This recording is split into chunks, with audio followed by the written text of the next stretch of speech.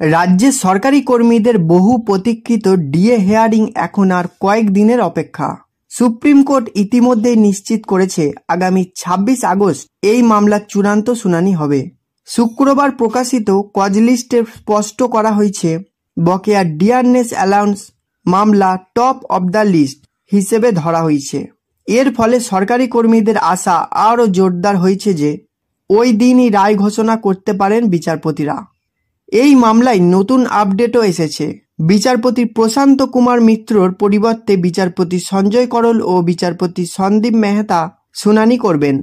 Court সূত্রে জানা গিয়েছে 12ই আগস্টের আগের শুনানিতে কর্মচারী সংগঠন, রাজ্য সরকার এবং বিভিন্ন মঞ্চ তাদের গুরুত্বপূর্ণ নথি জমা দিয়েছিল।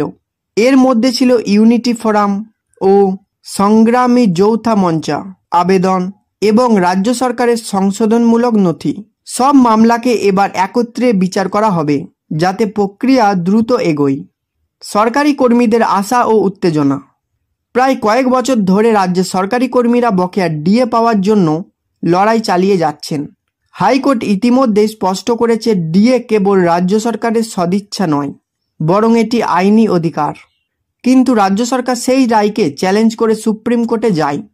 এখন সবার চোখ শীর্ষ আদালতের দিকে। আদালত যদি ডিএকে কর্মীদের সাংবিধানিক অধিকার হিসেবে স্বীকৃতি দেন তবে তারা দ্রুত তাদের পাওনা ভাতা পেতে পারেন।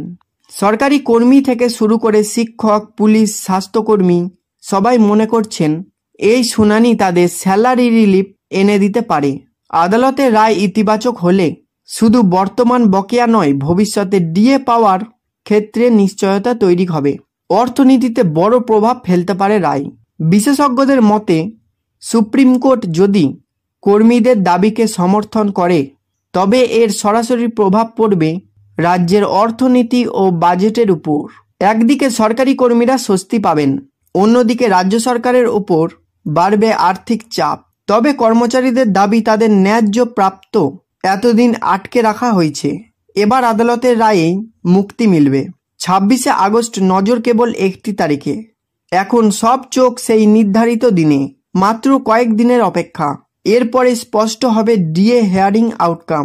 সরকারি কর্মীদের মতে এই রায় শুধুমাত্র তাদের বেতন ভাতা নয়, বরং সম্মান এবং অধিকার রক্ষার লড়াই। তাই বলা যায় 26 আগস্ট রাজ্যের সরকারি কর্মীদের জন্য এক ঐতিহাসিক দিন হয়ে উঠতে চলেছে।